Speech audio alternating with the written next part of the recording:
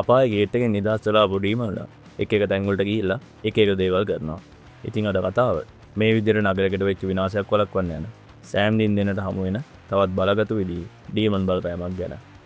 Church එක නන් කෙනෙක් යාතිකා කරන්න අදාළ පොත්පත් ප්‍රාග් වල තියෙන ගමන් ඉන්නේ. ඉතින් මේ වැඩේ ඉවර කරලා මෙතෙන් එන පාද කෙනෙක් එක්ක චර්ච් එකෙන් යන්නයි හදන්නේ. ඒත් ඇන්ඩි කියලා මිනිස්සෙක් මේ චර්ච් එකේ ස්ටේජ් එකට එනවා. ෆාදර් දෙවියන් තව දුරටත් අපිත් එක්ක නැහැ. නෑ දෙවියන් අපිත් එක්ක ඉන්නවා කියලා ෆාදර් කිව්වා. ඇන්ඩි කියන්නේ දෙවියන්ට බෑ අපිට උදව් කරන්න. එයාට පුළුවන් වුණත් එයාට උමනාවක් නැහැ. ඉතින් මෙහෙම කියලා එයා තුවක්කුවක් අරගෙන තමන්ගේ ජීවිතේ නැති කරගන්නවා. ඉතින් අපි කතාව ඉස්සරහට බලමු. මොකද්ද මේ වෙන්නේ කියලා. ඊළඟට කතාව පටන් ගන්න. ඩීන් බොබි එක්ක එකතු වෙලා සැමුවෙල් කෝල්ට්ගේ හන්ටර්ස් ගන්න එක ප්‍රෙපෙයාර් කරන්න උත්සාහ කරන ගමන් ඉන්නේ. මේ අතරේ සෑම් ඇවිල්ලා කියනවා ඔහායෝ වල ඩීමන් සංඥා වගේක් හොයාගත්තා කියලා. චර්ච් එකක් ඇතුලේ මිනිහෙක් වෙඩි තියාගෙන තවත් කෙනෙක් තබල් කන්තෝරුවකට ගිහිල්ලා එතන ඉන්න මිනිස්සුන්ට වෙඩි තියලා. ඉතින් ඒ නගරේ තියෙන ඩීමන් සංඥා මේ මිනිස්සුන්ගේ අමුතු හැසිරීම නිසා සෑම් කියන්නේ එතන ඩීමන්ලා ඇති කියලා. ගන්න එක අදවස් වෙද්දි හදලා තියන්න කියලා බොබිව තරහා ගසලා යන්න හැදුවත් අන්තිමට බොබි කියනවා ඔයාලා දෙන්න මොන හරි දෙයක් කරන්න යනවා නම් මාව දැනුවත් කරන්න කියලා. ඉතින් ඊට පස්සේ වෙන්නන්නේ කෙලින්ම සෑම් සහ ඩීන් දෙන්නත් එක්ක ඉන්ෂුරන්ස් කම්පැනි එක දෙන්නෙක් කියලා අඳුන්වලා දීලා චර්ච් එකේ පාද එක කතා කරනවා. ඇන්ඩි කියන කෙනා හැම සතියෙම ඉරිදර චර්ච් එක දෙනවා. මාස දෙකකට කලින් වගේ එයා චර්ච් එක නතර වුණා. ඒ අතරතුර කාලේදී ඇන්ඩි හොඳටම වෙනස් වුණා. එයා සූදුවෙන් එයාගේ සල්ලි විනාශ කරගත්තා. ඒ වගේම බිරිඳටත් වංචා කරා. ඉතින් අන්තිමට එයාගේ බිස්නස් උත් නැති වුණා. ෆාදර් දන්නවද මේ ටවුන් එකේ ස්ටැපල් කන්තෝරුවේදී මිනිස්සුන්ට වෙඩි දීපු කෙනාව. එයාත් මේ වගේම හිටපු මොවන්ද වෙනස් වුණේ. මට හරියට මතකයක් නැහැ. ඒත් මට හිතෙන්නේ එහෙම තමයි. ඉතින් අන්තිමට ෆාදර් ස්තුති කරලා සෑම් ඩීන් දෙන මෙතනින් යනවා. කොහොමද සෑම් කියන්නේ මාස දෙකකට කලින් අපාය දොරටුව විවෘතුණා. මේ නගර මිනිස්සු වෙනස් වෙන්න අරගෙන තියෙන්නේ මාස දෙකකට කලින්. ඉතින් මේක හම්බයක් වෙන්න නම් බෑ. ඊළඟට දෙන්නත් එක්ක එන්නේ මොටල් එකට. ඩීන්ට මෙතෙන්දී ආගේ පොඩි කාලේ යාළුවෙකුත් තම වෙනවා රිචි කියලා. පේන විදිහට මේක ඩීන්ටත් වැඩි වැඩකාරයෙක්. මොකද ස්ටෙප් සිස්ටර් එක තමයි මෙච්චර වෙලාවක් ඉඳලා තියෙන්නේ. ඊට පස්සේ රිචි එක කතා කරන දේවල් වලින් පේන්න තියෙන්නේ. රිචි කියන්නේත් බලාගෙන ගියාම දඩයක්කාරයෙක්. සෑම් ඉස්කෝලේ යන කාලේ ඩීන් රිචි එක්ක එකතු වෙලා දඩේ මේක ගිහිල්ලක් තියෙනවා. ඩීන් අහනවා මේ නගරේ ඉන්න ඩීමල්ලා ගැන මොනවත් හොයාගත්තද කියලා. රිචි කියන විදිහට මේ නගරේදී මැරුණු මිනිස්සු දෙන්නත් එක්කම රිචි කලින් කතා කරලා තියෙනවා. ඒත් එයාලගේ බොඩි වල ඩීමන්ලා ඉන්දියා කියලා නම් කවදාවත් රිචිට හමු වෙලා නැහැ.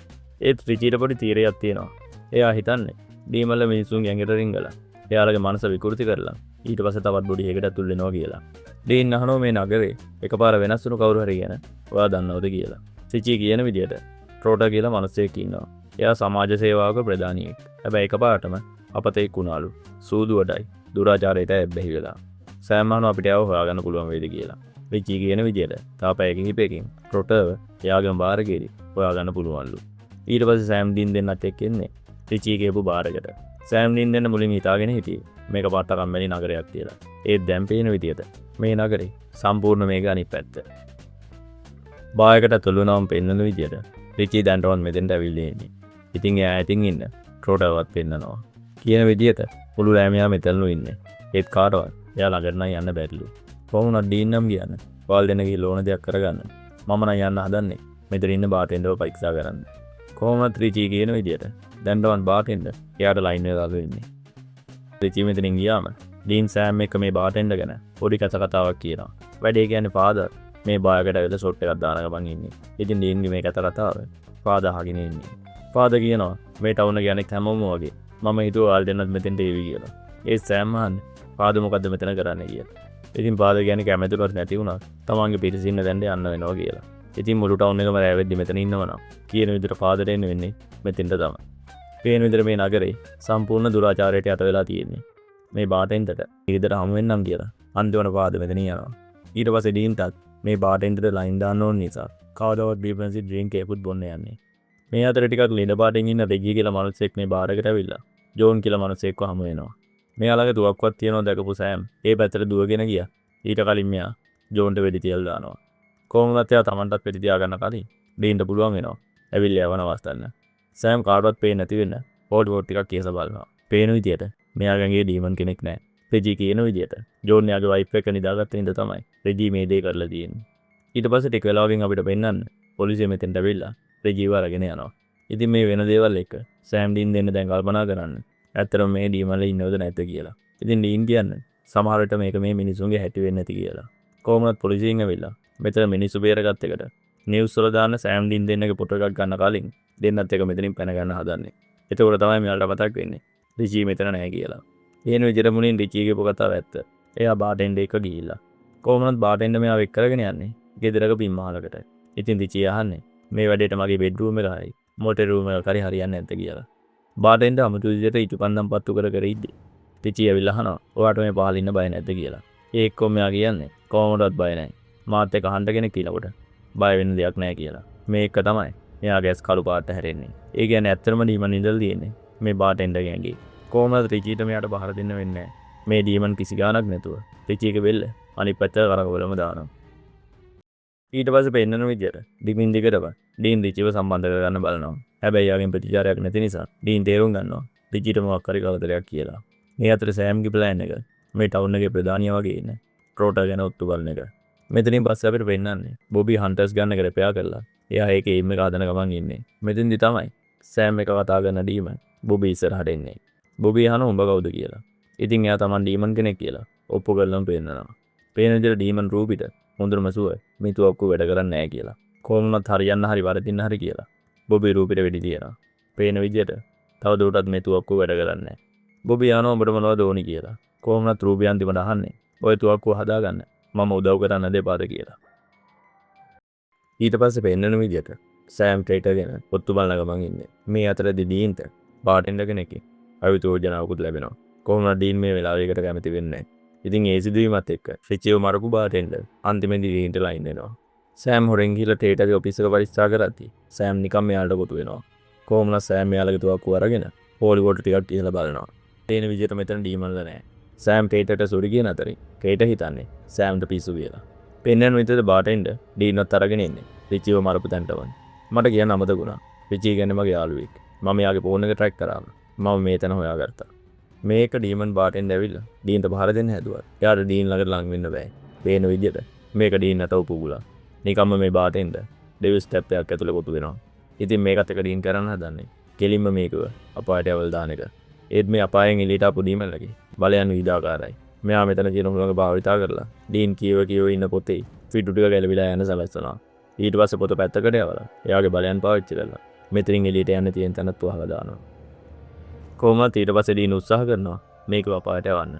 ඒත් වැඩේ කියන්නේ සෑම්ට වගේ ඩීන්ට මන්ත්‍ර කටපාඩම් නැහැ. ඉතින් පේන විදියට ඩීමන් එක ඩීන් මෙතන කොටු වෙලා ඉවරයි.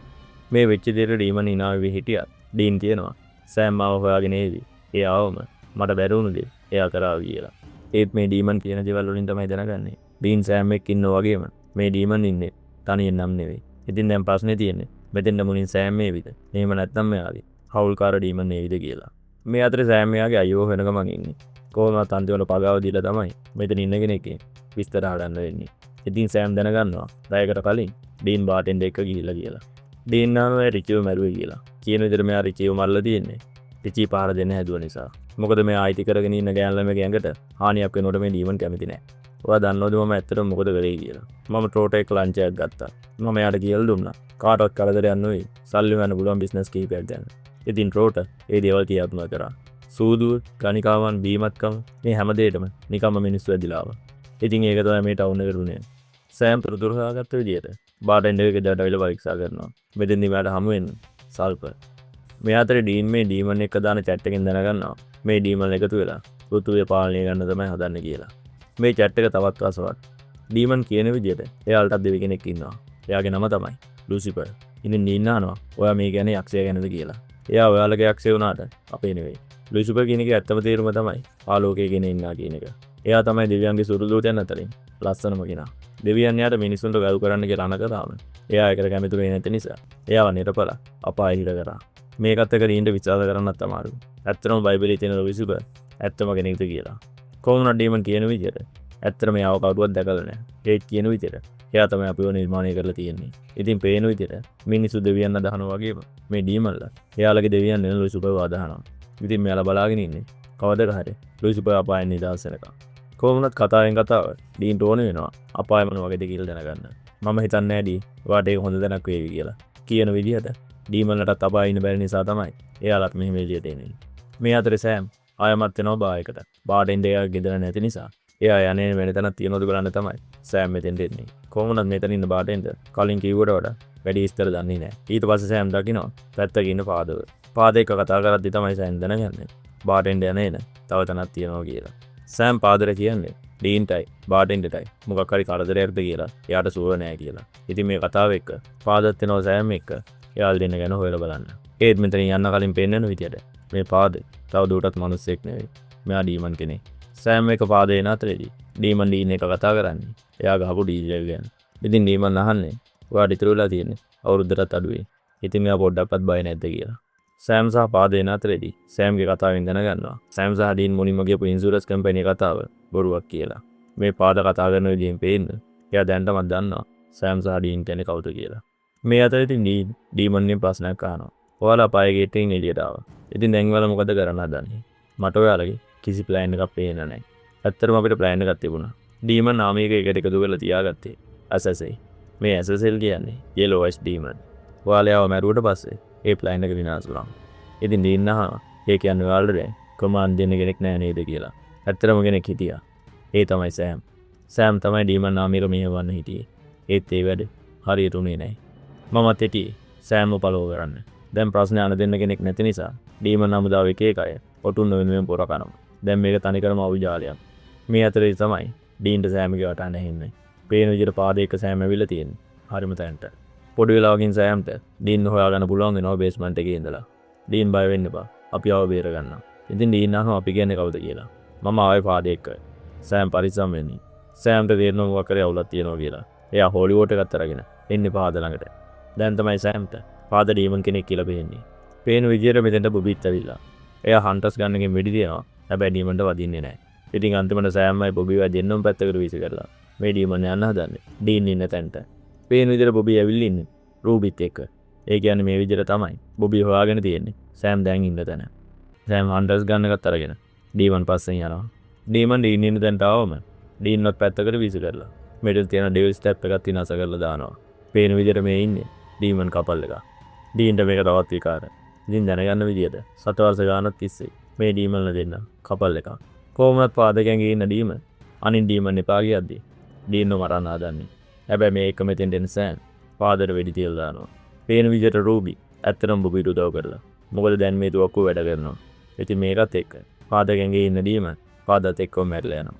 ඕම සෑම් මෙතනින් අතර වෙන්නේ නැහැ. ඩීන් එපා කියද්දි බාටෙන්ඩවත් මරලා දානවා. ඉතින් මුලදී හිතපු විදියටම මේ නගර රිපිච්ච ඩීමන් කරදරේ මේ විදියට තමයි ඉවරලා යන්නේ.